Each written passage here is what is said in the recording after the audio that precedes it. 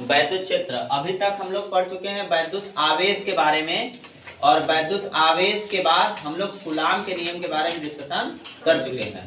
और आज हम पढ़ेंगे वैद्युत क्षेत्र कि वैद्युत क्षेत्र क्या होते हैं। ठीक है, तो वैद्युत क्षेत्र क्या होते हैं? अगर कोई आवेश है, जैसे मान लेते हैं कि यहाँ पर आवेश है, इस आवेश के द्वारा कोई ऐसा क्षेत्र जिनमें एक कोई और आवेश हो बल का अनुभव करें, तो वह क्षेत्र कहलाएगा वैद्युत क्षेत्र। सपोज दैट, जैसे मान लेते हैं यहाँ Q1 एक आवेश है, Q1 एक आवेश है, और यहाँ पर एक Q2 आवेश हम लेकर आए हैं। तो यहाँ तक जो है कि इसका रेंज यह है।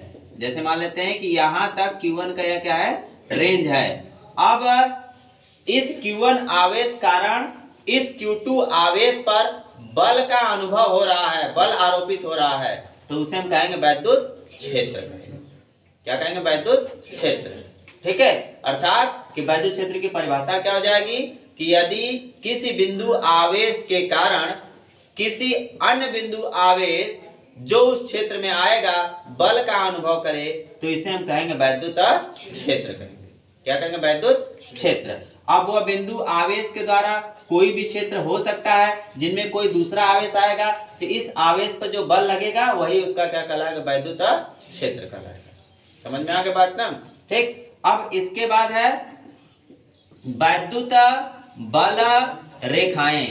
वैद्युत बल रेखाएं, ठीक है। अब वैद्युत बल रेखाएं क्या होती हैं? जैसे अभी हम पढ़ चुके हैं कि वैद्युत क्षेत्र क्या होगा, तो वैद्युत क्षेत्र होगा तो वैद्युत क्षेत्र में दिशा भी होगा और वैद्युत क्षेत्र में बल भी आरोपित हो रहा है। तो वैद्युत बल रेखाएं क्या होती हैं? वैद्युत बल रेखाएं एक काल्पनिक निष्कोणिक वक्र होती हैं। काल्पनिक निष्कोणिक वक्र होती हैं। ठीक है, वक्र अर्थात यह काल्पनिक है, हम केवल कल्पना कर सकते हैं, यह रेखाएं हमें दिखाई नहीं देंगी। ठीक है, तो वैद्युत क्षेत्र में वह काल्पनिक निष्कोणिक वक्र जो वैद्युत क्षेत्र की दिशा या वैद्युत क्षेत्र में बल के बारे में बताता है या बल की दिशा के बारे में बताता है, उसे हम कहते हैं वैद्युत बल रेखाएं। तो वैद्युत बल रेखाएं की परिभाषा क्या हो जाएगी कि किसी वैद्युत क्षेत्र में वह काल्पनिक निष्कोणिक वक्र जो वैद्युत क्षेत्र की दिशा या वैद्युत बल की दिशा को बतलाती है, वह रेखाएं वैद्युत बल रेखाएं कहलाती हैं। ठीक, अब वैद्युत बल रेखाओं के कुछ गुण होते हैं। पहला गुण यह होता है कि वैद्युत बल रेखाएं हमेशा धनात्मक से ऋणात्मक की तरफ समाप्त होती है। अर्थात कभी भी वैद्युत बल रेखाएं धनात्मक सिरे से प्रारंभ होगी, धन से ऋण पर जाकर समाप्त हो जाएंगी। ठीक, ये वैद्युत बल रेखाएं का पहला गुण हो गया। दूसरा गुण यह है कि वैद्युत बल रेखाएं किसी भी वैद्युत क्षेत्र में वैद्युत क्षेत्र की दिशा या वैद्युत क्षेत्र के में बल की दिशा को बतलाता है। वैद्युत बल रेखाओं के द्वारा हम क्या पता लगा सकते हैं? वैद्युत क्षेत्र की दिशा के बारे में कि वैद्युत क्षेत्र की दिशा क्या है। ठीक है, धनात्मक ऋणात्मक सिरा क्या है, कि अंदर दिशा वैद्युत क्षेत्र की कि बाहर है। इन सारी चीजों के बारे में वैद्युत बल रेखाएं जानकारी दे देगा। और कोई आवेश है तो उस पर कितना बल लग रहा है, बल की दिशा क्या है, इन सारे चीजों के बारे में वैद्युत बल रेखाएं बतलाता है।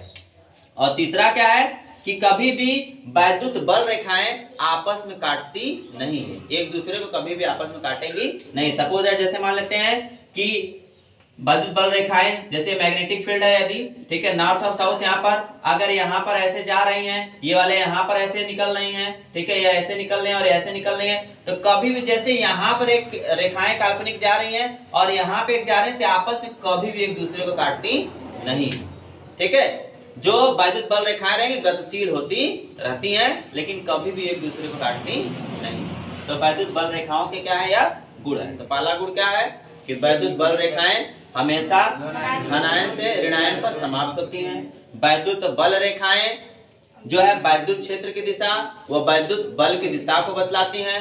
और वैद्युत बल रेखाएं कभी भी दो या दो से अधिक वैद्युत बल रेखाएं आपस में एक दूसरे को काटती नहीं है। समझ में आ गई बात ना? ठीक, अब चलो इतना समझ के बाद तो अब परिभाषा लिखें।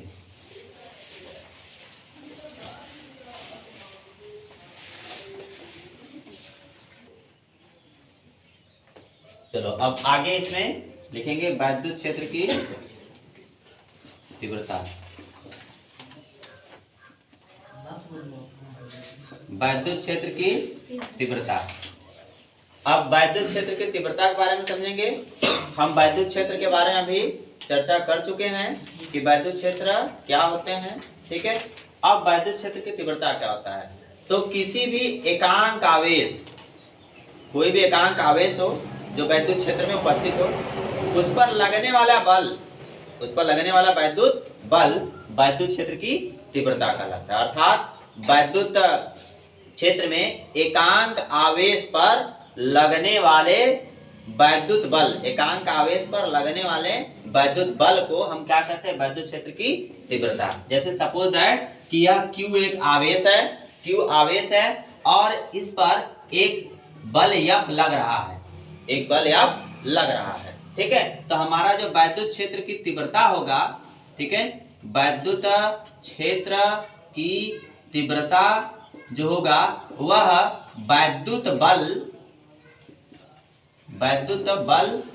बटा आवेश हो जाएगा। वैद्युत आवेश के अनुपात को हम कहते हैं वैद्युत आवेश के अनुपात। अर्थात वैद्युत क्षेत्र में एकांक आवेश पर लगने वाले वैद्युत बल को हम वैद्युत क्षेत्र की तीव्रता कहते हैं। अर्थात वैद्युत क्षेत्र की तीव्रता बराबर वैद्युत बल बटे वैद्युत आवेश। वैद्युत क्षेत्र की तीव्रता को हम E से प्रदर्शित करते हैं। E बराबर वैद्युत बल को हम किससे डिनोट करते हैं, F से, और वैद्युत आवेश को हम किससे डिनोट करते हैं, Q से डिनोट करते हैं। तो हमारा सूत्र बन जाता है E बराबर F बाई Q। और हमारा मात्रक क्या बन जाएगा, अब हमें पता है कि बल का मात्रक क्या होता है, न्यूटन, और आवेश का मात्रक क्या होता है, कूलाम। तो हमारा मात्रक क्या हो जाएगा, न्यूटन प्रति कूलाम, ठीक। और यह एक सदिश राशि है। यह कौन सी राशि है, सदिश राशि है। सदिश राशियां किसे कहते हैं, वे राशियां जिनमें दिशा व परिमाण दोनों के बारे में पता चल जाए तो उसे हम कहते हैं सदिश राशि, ठीक। तो वैद्युत क्षेत्र की तीव्रता में हमें दिशा और वैद्युत बल दोनों के बारे में पता चल पाता है। अतः हम वैद्युत क्षेत्र की तीव्रता के लिए सूत्र लिखते हैं वैद्युत बल बटा वैद्युत आवेश। E बराबर F बाई Q, मात्रक N बाई C, न्यूटन प्रति कूलाम, ठीक। समझ में आ गया बात नहीं इतना, ठीक। चलो अब इसके बारे में भी लिखो परिभाषा कर लेना। चलो ध्यान दो, इसमें एक बिंदु आवेश के कारण वैद्युत क्षेत्र की तीव्रता के लिए सूत्र का निगमन। जैसे कोई एक आवेश है, कोई बिंदु O है और यहाँ से एक बिंदु P पर, तो यहाँ P पर यदि हम Q0 मान लेते हैं और यहाँ पे क्या मान लेते हैं, Q1 मान लेते हैं या Q मान लेते हैं, ठीक है, या क्या मान लेते हैं, हम Q मान लेते हैं, ठीक है। अब हमारे पास एक बिंदु आवेश कारण वैद्युत क्षेत्र की तीव्रता के लिए सूत्र के निगमन में हमें पता है कि यहाँ पर बिंदु O पर एक बिंदु आवेश जिसका मान Q है, ठीक है। यह है यहाँ से R दूरी पर बिंदु P है जहां पर हमें वैद्युत क्षेत्र की तीव्रता ज्ञात करना है। यहाँ पर कोई एक आवेश है जिसका मान क्या है, Q बेस 0। यहाँ पर बिंदु P पर हमें वैद्युत क्षेत्र की तीव्रता के लिए सूत्र का निगमन ज्ञात करना है, ठीक। तो हमें पता है कि अगर हमें वैद्युत क्षेत्र के लिए अगर सूत्र का हमें निगमन करना रहता है तो अभी भी हम सीखे हैं कि वैद्युत क्षेत्र के तीव्रता के लिए सूत्र का क्या है हमारे पास, क्या हम लिखेंगे, वैद्युत क्षेत्र की तीव्रता, वैद्युत क्षेत्र की तीव्रता के लिए सूत्र क्या हमारे पास है, E बराबर F बाई Q हमारे पास है। E बराबर क्या है, F बाई Q हमारे पास है। अब हमें यह भी पता है, हम कूलाम के नियम से जानते हैं, इसको समीकरण नंबर 1 बना लें। हम जानते हैं कूलाम के नियम से, कूलाम का नियम हम क्या पढ़ लिए थे, कल ही पढ़ चुके थे कूलाम का नियम। कूलाम के नियम से सूत्र हमारे पास क्या है, F बराबर 1 by 4 pi epsilon 0 Q1 Q2 by R, ये है ना, F बराबर 1/4πε0 Q1 Q2 by are square. अगर हम यहाँ पर देखें तो यह जो Q होगा या Q1 हो जाएगा और यह हमारा Q0 क्या हो जाएगा, Q2 हो जाएगा। क्योंकि हम जब कूलाम का नियम पढ़े थे तो दो आवेशों के बीच लगने वाला बल इन दोनों आवेशों के गुणनफल के अनुक्रमानुपाती तथा इनके बीच की दूरी के वर्ग के व्युत्क्रमानुपाती होता है। ये न्यूटन के नियम से हमने पढ़ लिया था कल। इसके आधार पर हम कल सूत्र का निगमन कर चुके थे, यह बराबर 1/4πε0 Q1 Q2 by are square. अब इस आधार पर हमारा Q1 Q हो जाएगा और Q2 Q0 हो जाएगा। इस आधार पर यदि हम चले समीकरण 1 से, यहाँ लिखेंगे समीकरण 1 से, तो समीकरण 1 से जब हम चलेंगे तो E बराबर 1/Q है, तो 1/Q हम लिख देंगे इनटू F। इस F के जगह पर हम कूलाम का जो सूत्र है लिख देंगे, तो क्या लिखेंगे 1/4πε0 और Q1, तो हमें पता है कि Q1 का मान क्या है, Q है, तो यहाँ पे क्या लिख देंगे Q इनटू Q2 दिया गया है, Q2 क्या है हमारे पास, Q0 है, तो यहाँ क्या लिख दिए Q0 बटा आर स्क्वायर। तो बीच का दूरी आ रही है तो हम यहाँ क्या लिख देंगे आर स्क्वायर। तो हम यहाँ पे ज्ञात कर पा रहे हैं ऊपर भी Q है नीचे भी Q कैंसिल हो जाएगा, तो हमारे पास E बराबर क्या मिल जाएगा 1/4πε0 Q0 बाई आर स्क्वायर। यही हमारा एक बिंदु आवेश कारण किसी अन्य बिंदु आवेश पर वैद्युत क्षेत्र की तीव्रता के लिए सूत्र है। E बराबर 1/4πε0 Q0 बाई आर स्क्वायर। मात्रक क्या हो जाएगा, न्यूटन प्रति कूलाम। अभी पढ़े थे ना कि E बराबर F/Q है, तो F का न्यूटन और Q आवेश का कूलाम, तो न्यूटन प्रति कूलाम। ठीक, फिर समझ जाएंगे कि यहाँ पर बिंदु O पर एक Q आवेश का है, इनके द्वारा R दूरी पर एक बिंदु P है जहां पर एक बिंदु आवेश Q0 है। यहाँ बिंदु P पर वैद्युत क्षेत्र की तीव्रता के लिए हमें सूत्र का निगमन करना है। तो हम जानते हैं वैद्युत क्षेत्र की तीव्रता के लिए सूत्र क्या होते हैं, E बराबर F/Q। अब कूलाम के नियम से हम ये भी जानते हैं कि F बराबर 1/4πε0 Q1 Q2 by are square होता है। दो आवेशों के बीच लगने वाले बल के लिए सूत्र का यह निगमन हुआ है कल। ठीक है, अब यहाँ पर हम चेक कर पाते हैं, अगर मान हम रखते हैं समीकरण 1 से, तो हमारा F के जगह पर 1/Q के जगह तो 1/Q हो जाएगा।